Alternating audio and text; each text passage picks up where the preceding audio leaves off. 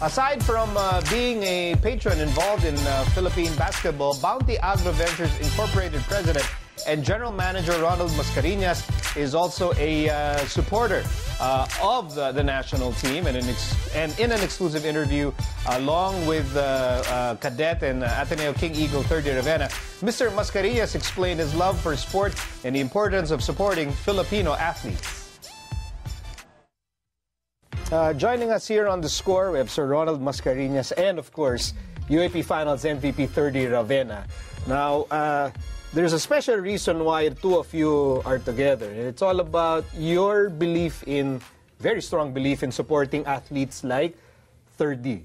Why is it important that you support athletes like Thirdy? Our support for athletes like Thirdy and particularly Philippine basketball being the most popular sport is really to advance our advocacy, which is the most basic premise why we have this Manok ng Bayan mission, which is really to advance our advocacy to restore love for country or nationalism. Diba? Sundalo nga natin, inaalay ang buhay nila for our country. Ikaw, basketball player ka for your country. Hindi mo kayang ibigay pagsilbihan. It's very important na that the Filipinos see our athletes winning. Kasi madaling mahalin ang bayan pag nananalo.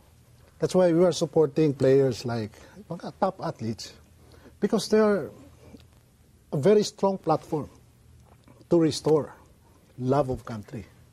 Ikaw, Thirdy, do you share in that passion of Sir Ronald na you're a basketball player, but at the same time, you're a symbol of love for sports and love for the Philippines? And tama si Sir Ronald when he said na importante yung country muna before everything. It's kumbaga para sa akin, it's really my degree and una God, country, then probably my school, then family, myself.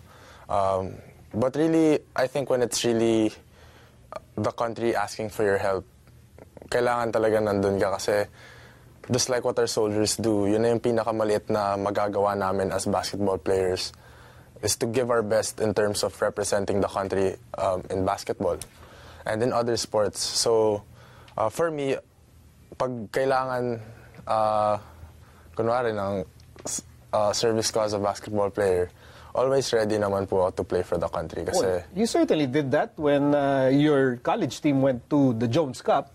Yes. Diba? And so you know how it feels to play for something bigger than your school. Yes. You're playing for the country. So how special is that opportunity, that privilege na you can show to people your love for your country?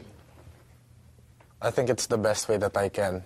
It's such a big privilege to be able to represent the country internationally. Kasi yung pride na nakukuha mo, especially with before yung laro, yung piniplay yung national anthem mo, even with all the thousands of people watching na hindi naman Filipino, but the fact that you're doing this because you love your country, it's a great privilege, and yung feeling is really different when you play inside the court, especially when you play for something na hindi para sa bayan to, para to sa mga nanonood sa Pilipinas, para to sa lahat ng mga nagtatrabaho internationally. When you have that sense of nationalism, it's such a, just like what I said, ibang klase po yung feeling, Sir Miko. Sir, how do you identify with the athletes that you've recruited? No? You've recruited top athletes, popular athletes, inspiring athletes, but I'm sure may emotional connection kayo dun sa mga kinukuha nyong athletes for the Manok ng Bayan initiative. No? What is that emotional connection with them? Let's say, give you one example. Si Paul Desiderio of UP. I see myself in Paul Desiderio's shoes. Si Paul Desiderio, talaga, he's so passionate about basketball, talented naman. But if you know Paul Desiderio, maawa ka sa sitwasyon. No? Galing sa mahirap na pamilya. But he's tried his luck dito sa Maynila. No, hopefully will reach his dream. And I can identify myself because bago ako lumuwas na Maynila, I came from Mindanao. Hanggang graduate ako ng high school, maniwala ka, walang kuryente sa bahay namin. Pagluluto namin, one day a month, pumupunta ako sa bukid, hila-hila ko sa kalabaw yung troso. And 1 or 2 days wala akong ginawa, kundi gumawa ng panggatong. So kaya pagdating ko dito sa Maynila, parang lahat naman dito napakadali. Nag-aaral ako sa UP. Lahat switch lang, andyan na yung ilaw, mag-aaral ka, maglalaba ako. Hindi mo kailangan magbomba, kuhaan ka sa gripo. Para sa akin, yung mga dorm mates ko ng araw sa UP, parang sabi nila, nagre-reklamo sila, ano bang klaseng facilities. But for me, it was heaven. And as a scholar ng UP, I was given an opportunity to pursue my MBA. So I see in people like Paul, na these people who are striving hard should be given a chance as well. And that's why I'm putting my full support kay Paul. Athletes like Paul, and of course, let's say the likes of Gabe Norwood, one of the national athletes natin who has served the country for so many tournaments. We want to send a message across that people athletes who serve the country for so long, ay hindi naman basta-basta kalimutan na lang. That's why si Gabe Norwood, at no cost to him, we gave him a stall.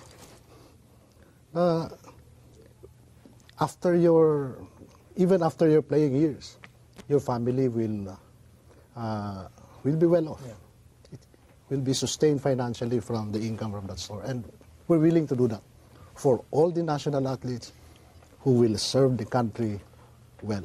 Yeah. Even for athletes who beat your school. Like, Thirdy, your heart is so big, you're helping this guy. Yeah, ibang klase po talaga yung... That's why our support is not because I'm from UP. No, we're supporting Thirdy as well, even from a competing school, because they help advance our advocacy for love for country. Yeah, doon niyo po talaga makikita kasi knowing Boss Ronald, very, very generous in terms of, supporting and showing his love, especially sa Chooks-To-Go, nakita naman natin sa Gilas. And of course, even pag one-on-one po kami, I really feel na yung want niya na tumulong po sa mga players really just motivates you and inspires you to just keep working. Kasi if you get on that stage na umabot ka sa international platform, you'd want to do it for people like him who really want to support you. And ang sarap po maglaro sa mga taong katulad ni Sir Ronald kasi grabe po talaga yung support niya. And on that note, we'd like to thank Sir Ronald Mascariñas and Thirdy Ravena, and we're certainly one with you in making sure this mission comes through. Thank you, Miko.